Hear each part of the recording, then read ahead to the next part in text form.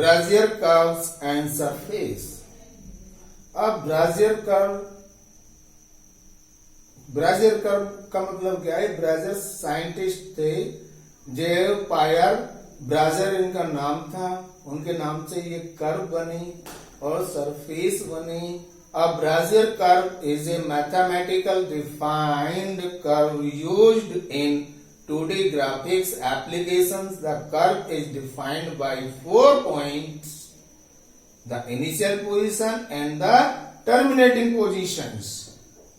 ठीक है, जब किसी प्रोग्राम का स्टार्टिंग होती है और एंडिंग होती है तो उसका जो एंकर्स होता है, स्टार्टिंग में सबसे पहले वही आता है और एंडिंग में भी बाय कहने के लिए वही आता है।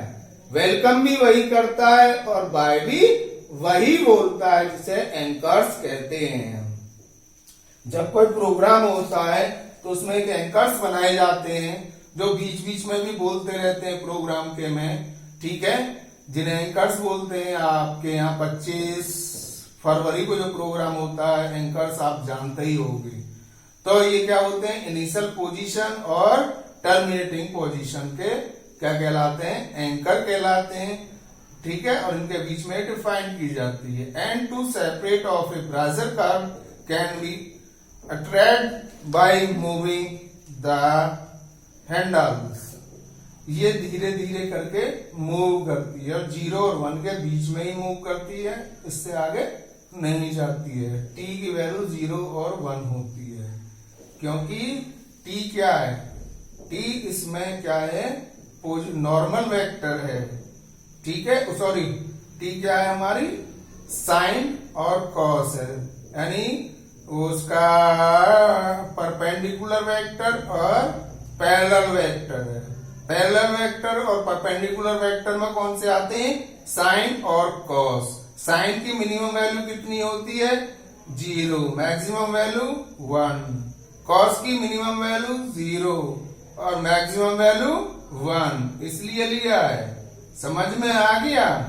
इसका हिंदी मीडियम में कहते हैं क्षैतिज घटक और ऊर्ध्वाधर घटक। ऊर्ध्वाधर घटक किससे निकालते हैं? साइन से। और क्षैतिज घटक किससे निकालते हैं? कॉस से। और साइन और कॉस की मैक्सिमम और मिनिमम वैल्यू कितनी होती है? 0 और 0 तो मिनिमम वैल्यू होती है उनकी और मैक्सिमम 1 होती है। यदि पैरेलल है तो 1 आएगी कॉस थीटा की। क्षैतिज घटक क्या आएगा आपका? 1 आएगा। ठीक है, और यदि उसकी ऊर्ध्वाधर घटक निकालना है और t की वैल्यू साइन थीटा की वैल्यू 1 है, तो यानी कि 90 डिग्री हो गया, ऊर्ध्वाधर घटक हो गया। ठीक है, समझ में आया? Perpendicular and parallel. Perpendicular sign होता है, पैरेलल कॉस होता है। ये आपने पढ़े होंगे कोऑर्डिनेट ज्योमेट्री में, सेकेंड सेमेस्टर में। इंटरमीडिएट में भी आपने ये पढ़े होंगे। इन्हें आगे मुझे ज्यादा बताने की जरूरत नहीं है, क्योंकि Bezier कर्व बस पूछता है, ना कि आपके सिलेबस में वो इस पर न्यूमेरिकल कराता है, ना ही इसकी कोई एल्गोरिथम वगैरह या गणा वगैरह कुछ नहीं होती है। इसलिए इसका ज्यादा एक्सप्लेनेशन करना बेकार है। ठीक है, मेरे लिए, आपके लिए सुनना, मेरे लिए तो कोई परेशानी नहीं है, मैं इसकी डेप्थ में भी चला जाऊंगा। ठीक है, इस पर आपको फिर एक C या C++ का या जावा का कोई प्रोग्राम भी बना के दिखा देंगे। देखो Bezier कर्व ऐसे बनाई है हमने। ठीक है, आपको क्या डालना है? t की वैल्यू डालनी है और लीनियर कर्व बन जाएगी आपकी। स्टार्टिंग पॉइंट पर t की वैल्यू डालनी है, एंड पॉइंट पर t की वैल्यू डालनी है। ठीक है, अब इसमें टाइप्स ऑफ Bezier कर्व के टाइप्स, एक तो लीनियर होती है, एक क्या होती है? क्वाड्रिक होती है और एक क्यूबिक होती है। ठीक है, क्वाड्रिक आप समझते ही होंगे स्क्वायर में और क्यूबिक क्यूब में।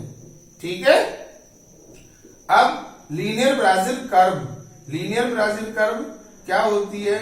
2 पॉइंट लेते हैं अब इसमें, एक इनिशियल पॉइंट और एक terminating point. A linear Bezier curve is simply in a straight line। क्योंकि लीनियर है तो स्ट्रेट लाइन में ही चलेगी और ऊपर नीचे नहीं जाएगी। ठीक है ना? ना कहीं घटेगी नहीं बढ़ेगी, ठीक है। Those 2 points the given Y B T equal to B for ब्राजर के नाम से बी लिया है, ठीक है, equal to P0 initial position यदि उसकी 0 है, 0 प्लस टी की वैल्यू 1 है या टी की वैल्यू 1 है तो P की वैल्यू P1 हो जाएगी, और टी की वैल्यू 0 है तो P की वैल्यू P0 हो जाएगी। ऐसे बनेगी ये कर्व। दो इनिशियल पॉइंट के कोऑर्डिनेट आपसे मांगेगा, उसके बाद में आपसे टी की वैल्यू मांगेगा।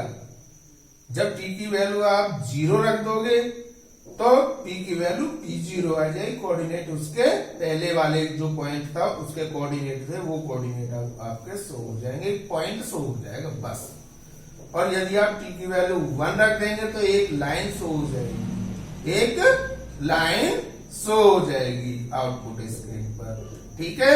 आप चलते हैं क्वाड्रिक ब्राजर कर्व की तरफ, क्वाड्रिक ब्राजर कर्व की तरफ चलते हैं। Quadric Bezier curve, a quadric Bezier curve is the path traced by the function bt, b for Brazil, given point P0, P1 and P2। तो bt जो है हमारी जो लीनियर इक्वेशन थी, ब्राजील लीनियर कर्व थी, वो ये थी हमारी, यही थी ना। अब इसमें 1 माइनस टी की मल्टीप्लाई और होगी, और टी के साथ में क्या था, पहले क्या देखो, ये इसका कंट्रोल पॉइंट है, P1 क्या है, इसका कंट्रोल पॉइंट है, P1 इसका कंट्रोल पॉइंट है। P1 से ये कंट्रोल करेगा, आप ऐसे चल गए और ये ऐसे करके इसे ऐसे कंट्रोल करेगा, और ये इंटरपोलेशन है, स्पर्श रेखा है, ये टेंजेंट है इसका, ठीक है। तो हमारी लीनियर इक्वेशन ये थी हमारी 1 minus T P0 plus T P1, यही थी ना। तो लीनियर इक्वेशन 1 माइनस टी के साथ में मल्टीप्लाई होगी, क्योंकि ये इनिशियल पॉइंट है, ये वाले P0 के साथ में हुई थी 1 माइनस टी की, ठीक है। और फिर टी की हुई थी उसके साथ में, इसके साथ में, तो इसका क्या है, ये वाला है, यहां से जो बनेगी वो ये वाली बनेगी, और उसमें टी की मल्टीप्लाई होगी। अब इसे याद ही आप सॉल्व करेंगे, टी यहां पर भी बिलोंग्स टू करेगा 0 to 1 को, 0 से स्टार्ट होगा 1 तक चलेगा बस, इससे आगे नहीं चलेगा। इस कैन बी इंटरप्रिटेड कहते हैं explanation as the linear interpolation, ये स्पर्श रेखाएं for corresponding points on the linear Brazil curves from P0 to P1, ये P0 to P1 and from P1 to P2, P1 to P2 respectively. क्या करेंगे, इन दोनों को जोड़ेंगे, प्रोसेसिंग इक्वेशन, इनकी जब प्रोसेसिंग करेंगे तो 1 माइनस टी का स्क्वायर P0 आ जाएगा, और 2t 1 minus T P1 plus T square P2। इसे सॉल्व कर लेना, यही आंसर आएगा। अब इसका यदि आपसे कहेगा टेंजेंट फाइंड आउट करके दिखाइए, इसका टेंजेंट स्पर्श रेखा इसकी फाइंड आउट करके बताइए, तो tan थीटा इक्वल टू क्या होता है, dy/dx। डिफरेंशिएशन करते हैं, किसके कर रहे हैं हम, जो कंट्रोल पॉइंट है इसका डिफरेंशिएशन कर रहे हैं, किसके रेस्पेक्ट में, टी के रेस्पेक्ट में, क्योंकि ये ऐसे चलेगा, ऐसे और फिर ऐसे आएगा, यानी कि यहां से ऐसे चलेगा, ये टी, ये चल रहा है टी, और फिर यहां से इधर को चलेगा टी, ठीक है। और इसी हिसाब से ऐसे करके मोड़ देगा, इसे क्वाड्रिक बना देगा इसे, ठीक है। For finding the tangent tan theta equal to dy/dx, यदि y इक्वल टू x होता है तो tan थीटा इक्वल टू हम निकालते हैं डिफरेंशिएशन में dy/dx, यानी कि ये y को इक्वेशन दे रखी होती है x के टर्म में, फंक्शन x के टर्म में, और इसका टेंजेंट निकलवाना होता है तो आप क्या करते हो, dy/dx निकाल देते हो, जो आता है इसका आंसर वो लिख देते हो। अब यहां पर हमारा फंक्शन क्या p कर रहा है, किसके रेस्पेक्ट में, t के रेस्पेक्ट में ऊपर नीचे चल रहा है, t के रेस्पेक्ट में ऊपर नीचे चल रहा है, तो पहले तो यहां से चला t, 0 से लेके 1 तक बढ़ा, 1 से लेके 0 तक घटा। ठीक है, the derivative of the Bezier curve with respect to t is b dash t हो जाएगा ये, और इसका डिफरेंशिएशन करेंगे तो 2 1 माइनस t, और फिर t का करेंगे तो -1 p0 प्लस 2, इसका क्या हो जाएगा 2t का करेंगे तो 2 1 माइनस t को उतार लेंगे, उतार लिया, p1 उतार लिया।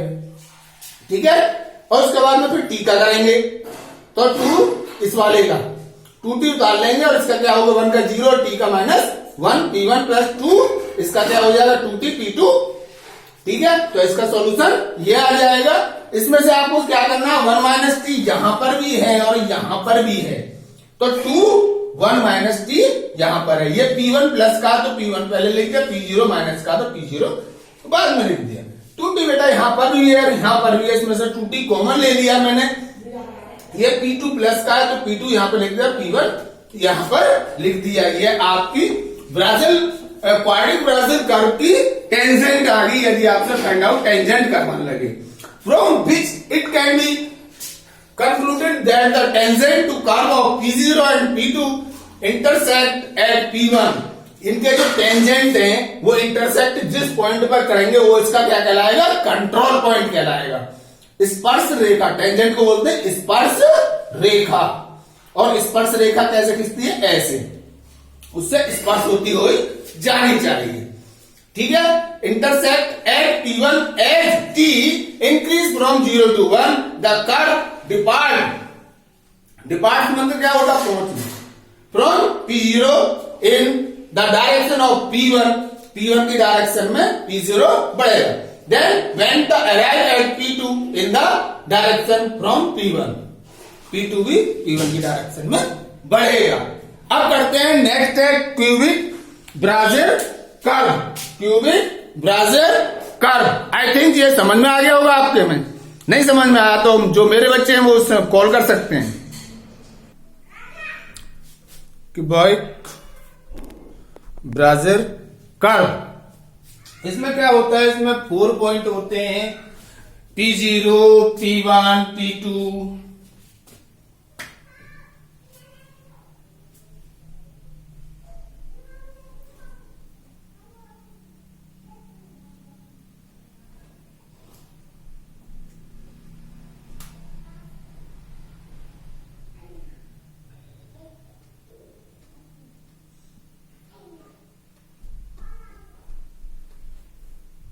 ठीक है, 4 points P0, P1, P2 and P3 in the plane or a higher dimensional space define a cubic Brasser curve. The curve starts at P0 से ये स्टार्ट होगी, ठीक है, going towards P1 and arrives eight P3, P1 तक जाएगी फिर P3 तक जाएगी।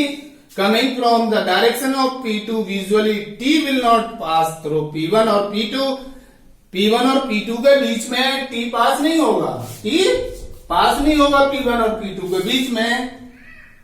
ठीक है, those points are only there to provide directional informational. The distance between P0 and P1 determines how long, कितनी लंबी है। He curve moves into direction P2 before turning towards P3, writing कैसे लिखेंगे इसे, B PI PJ PK T for the quadric Bezier curve defined by points PI PJ and PK।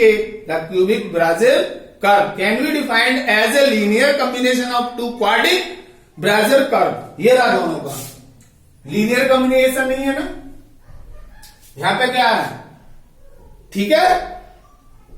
ये आपने equation बना ली, या 2 क्वाड्रिक इक्वेशन बनाना। अब मैं बताऊंगा कि आप कैसे बनाओगे,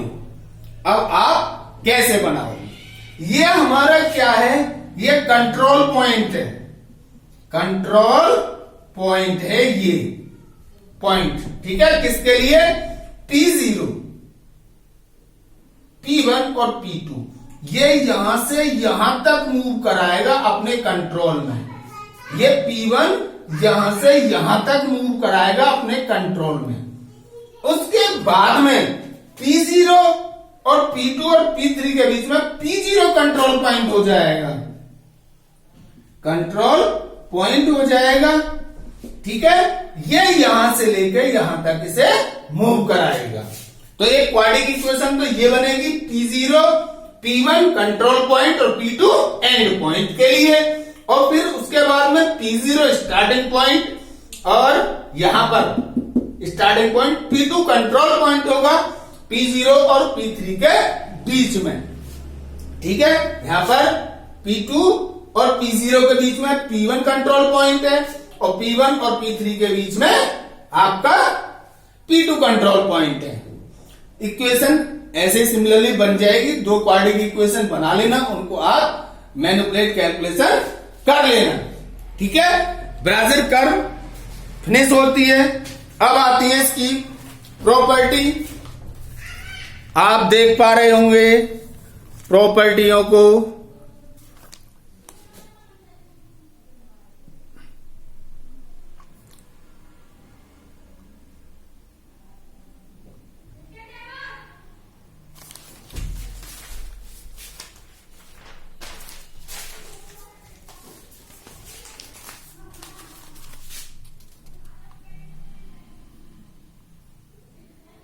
इनमें कोई समझाने की आवश्यकता नहीं है।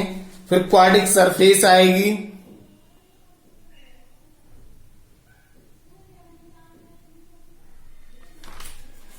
इससे नेक्स्ट पेज ये बनेगा क्वाड्रिक सरफेस का, ये वाला पेज बनेगा। ठीक है, उसके बाद में स्फेयर आएगा, स्फेयर का ये बनेगा। स्फेयर आप जानते हो गोला, गोला की इक्वेशन क्या होती है, x square plus y square plus z square equal to r square. ठीक है, ये और उसके बाद में फिर आपकी आएगी, क्या आएगी, एलिप्सॉइड। ये